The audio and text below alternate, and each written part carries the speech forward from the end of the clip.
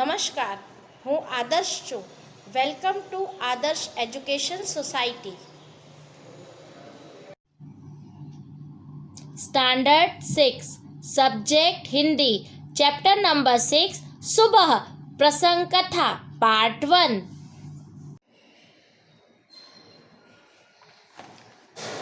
सुप्रभात बाल मित्रों, कैसे हो? मजे में ना? चलो बच्चों, आज हम हिंदी विषय हिंदी में लेसन नंबर 6 क्या है? सुबह. लेसन नंबर 6 सुबह. यह क्या है? एक प्रसंग कथा है. आज हम इसे पढ़ेंगे और सुनेंगे कि क्या होता है. तो सबसे पहले मैं आपको बताती हूँ कि विकलांग यानी क्या कहते हैं कि जिस व्यक्ति का कोई शरीर का कोई हिस्सा जैसे हाथ पैर वगैरह ना हो उसे हम विकलांग कहते हैं. तो जनरली जब कोई व्यक्ति विकलांग होता है तो वह निराश हो जाता है, हताश हो जाता है. वह सोचता है कि मैं दूसरों की तरह ज़िंदगी नहीं जी सकता हूँ और हमेशा निराशा में डूबा रहता है. पर ऐसा नहीं है. कभी कभी क्या होता है कि विकलांग व्यक्ति है वो बहुत बड़े से बड़े कार्य कर जाता है. जैसे कि आप देखो है कि बचेंद्री पाल है, तो बचेंद्री पाल है तो उनका एक्सीडेंट हो गया था, एक पैर चला गया था, परंतु उन्होंने निश्चय किया था कि वह पर्वतारोहण करेंगी और वह पर्वत पर चढ़ी. तो उन्होंने विकलांग होने के बावजूद भी वह आगे बढ़ी और उन्होंने अपने कार्य को सिद्ध किया, अपने लक्ष्य को पूरा किया. तो जो व्यक्ति विकलांग होता है उसे निराशा हो जाती है, परंतु कुछ लोग ऐसे होते हैं जो हौसले बुलंद वाले होते हैं और वह जिंदा दिली से जीते हैं, कठोर परिश्रम से जीते हैं और कभी किसी पर निर्भर नहीं रहते हैं, अपना काम स्वयं करते हैं. ऐसे लोग होते हैं. यहाँ पर इस पाठ में एक रेशमा नाम की लड़की के बारे में बताया गया है. ये सत्य घटना है कि स्वाभाविक है कि बच्चे छोटे होते हैं जब हम उन्हें रसीकरण करवाते अर्थात कितने प्रकार के टीके लगवाते हैं, दवाइयाँ पिलाते हैं ताकि बच्चे हैं वो रोग से ग्रसित ना हो. पर एक समय में पोलियो रोग होता था. पोलियो रोग कैसा कहलाता था कि जिसमें पैर होते हैं वो पूरी तरह से निर्जीव तो बेजान हो जाते हैं.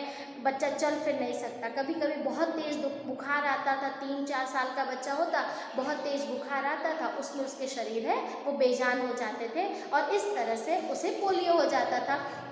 आपको पता है बच्चों कि हमेशा 2 बूंद जिंदगी की, अमिताभ बच्चन जैसे एडवर्टाइज में आते हैं, पोलियो 2 बूंद जिंदगी की, हमारे देश में से पोलियो को पूरी तरह से नाबूद करना है. इस तरह की एडवर्टाइज आपने देखी जाती थी कि बच्चा जब जन्म लेता उससे 5 साल तक के बच्चों को पोलियो की 2-2 बूंद पिलाई जाती है, जिसके कारण उन्हें पोलियो ना हो. पोलियो होने से क्या होता है? बच्चा ऊपरी तौर से शरीर के ऊपरी हिस्से में कोई भी प्रकार की कमी नहीं होती है, परंतु दोनों पैर हैं वो पूरी तरह से बेजान हो जाते हैं. वो चल फिर नहीं सकते हैं, अपना काम नहीं कर सकते, जिसके कारण उन्हें किसी और पर निर्भर रहना पड़ता है. तो आइए अब हम इस सुबह कहानी में देखते हैं कि रेशमा नाम की लड़की है वो क्या करती है. पोलियो की बीमारी से बच्चे विकलांग हो जाते हैं. मैंने आपको बताया ना, विकलांग मतलब शरीर का कोई भी हिस्सा है वो खराब हो जाना. बच्चों को इस बीमारी से बचाने के लिए उन्हें पोलियो की दवाई पिलाई जाती है. सच्ची घटना पर पोलियो विकलांग बालिका रेशमा अपनी सूझबूझ यानी अपनी समझदारी और अपनी साहस यानी हिम्मत से काम लेती है. उसकी शारीरिक कमी यानी शरीर की कोई भी कमी है उसके इरादों में बाधा नहीं बनती. इरादा मतलब उसके निश्चय में किसी भी प्रकार की बाधा नहीं बनती है. बाधा बनना यानी रुकावट बनना है. वह जिंदा दिली मतलब बहुत ही ज़्यादा खुश मिजाजी से वह अपना जीवन परिश्रम से अपना जीवन यापन करते या जीवन जीती है.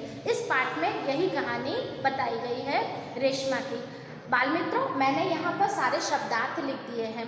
जो शब्द आते हैं और आपको लगते हैं तो इन शब्दार्थों को आप देखते जाना. अब हम पाठ पढ़ते हैं. सुबह सुबह रेशमा ने देखा कि घर के सभी लोग साफ सफाई में व्यस्त हैं. व्यस्त होना मतलब कोई भी काम में लगे हुए होना.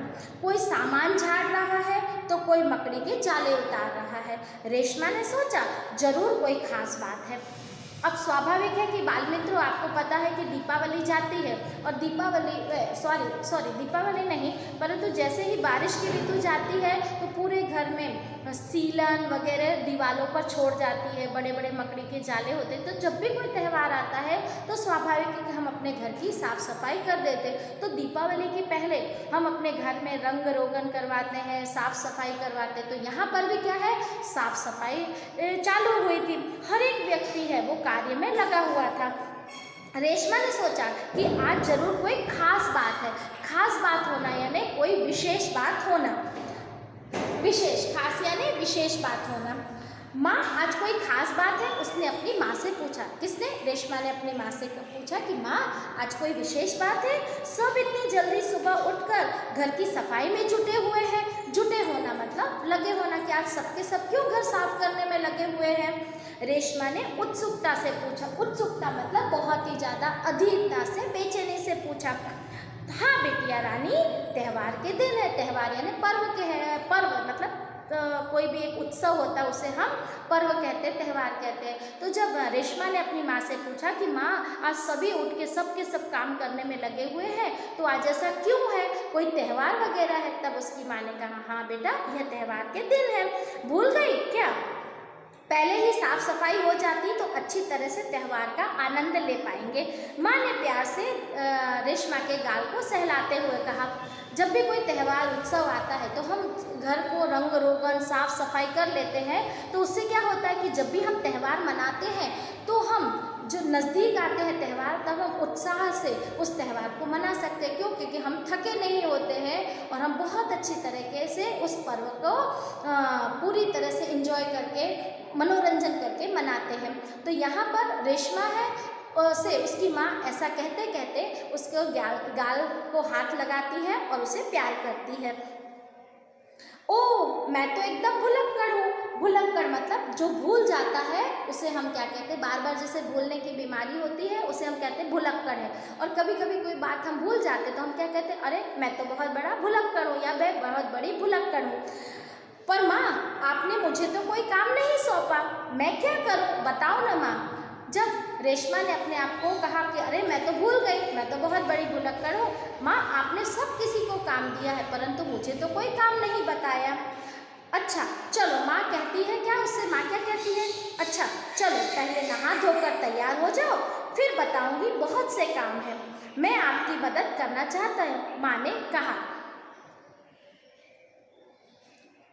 ओके, जब रेशमा ने माँ से कहा कि माँ आपने सबको काम बताए, अब मुझे भी बताओ, तब उसकी माँ कहती है कि बेटा पहले नहा धोकर तैयार हो जाओ, बहुत सारे काम हैं, पहले तुम तैयार हो जाओ, उसके बाद मैं तुम्हें काम बताऊंगी, ऐसा वह रेशमा से कहती हैं। रेशमा रुआसे मतलब रोने वाले अंदाज में, रुआसा मतलब रोती हुई आवाज़ में उसने कहा मदद तो मैं जरूर, रेशमा ने रुआसे स्वर में कहा मदद तो मैं ज़रूर लूँगी, मैंने तुम्हारे लिए कई काम सोच रखे हैं, नहा धोकर नाश्ता कर लो फिर बताऊंगी। कहते कहते माँ ने रेशमा को उसकी पहिए वाली कुर्सी पर बैठा दिया। रेशमा ने अपनी पहिए वाली कुर्सी को धीरे धीरे धकेला और अपने दैनिक कार्यों में जुट गई। बाल मित्रों, आपने क्या देखा, एक ही बात को दो बार रिपीट किया गया है कि जब रेशमा ने रुआसे आवाज़ में, रोने वाली आवाज़ में कहा कि माँ सबको तुमने काम दिया है, मुझे नहीं दिया, तब उसकी माँ ने क्या कहा, नाश्ता वगैरह कर लो फिर मैं तुम्हें बहुत सारे काम बताने वाली हूँ। ऐसा कहकर उसने पहिए वाली कुर्सी मतलब व्हील चेयर, जिस पर जो कोई व्यक्ति चल नहीं सकता है तो हम उसे बैठाते हैं और वह अपने चक्के को अपने आप से धकेलता हुआ आगे ले जा सकता है, तो व्हील चेयर पर बैठा दिया। रेशमा अपनी पहिए वाली कुर्सी पर बैठ जाती है और धीरे धीरे अपने दैनिक मतलब जो रोजमर्रा के कार्य है उसे वह करने लगती है। रेशमा जब 5 साल की थी तभी से उसके दोनों पैर काम नहीं करते थे। उसे बहुत तेज बुखार आया और घुटनों से के नीचे के दोनों पांव एकदम बेजान हो गए। बेजान होना मतलब किसी भी प्रकार की जान न होना या निर्जीव होना।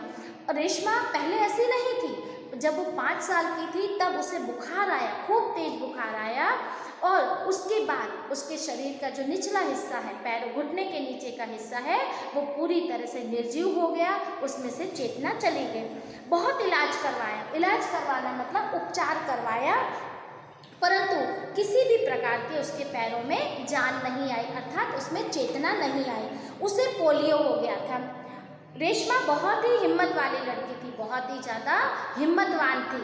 वह डरी नहीं। शुरू में उसे ज़रूर किसी दूसरे की सहायता लेना पड़ती थी। जब शुरुआत में स्वाभाविक है कि जब उसे बुखार आया, उसके पैरों के घुटने के नीचे के पैर खराब हो गए, तो उसे इस तरह से चलने की आदत नहीं थी। उससे बहुत ज़्यादा मुश्किल होती थी अपने कार्य को करने पर वो बहुत ही ज़्यादा साहसी लड़की थी, हिम्मत वाली लड़की थी। उसने धीरे धीरे काम को करना सीख लिया। पहले पहले उसे किसी की सहायता लेनी पड़ती थी, मदद लेनी पड़ती थी, परंतु एक समय ऐसा आया कि वह किसी पर भी निर्भर नहीं रहती थी। मतलब निर्भर रहना मतलब भरोसे रहना। वह किसी पर भरोसे पर बैठी नहीं रहती थी। वह अपने परिवार के पर अपने काम के लिए निर्भर नहीं रखना चाहती थी, यानी अपने परिवार के किसी भी सदस्य को वह नहीं चाहती थी कि उसके परिवार के लोगों पर वह निर्भर रहे। Thank you for joining us.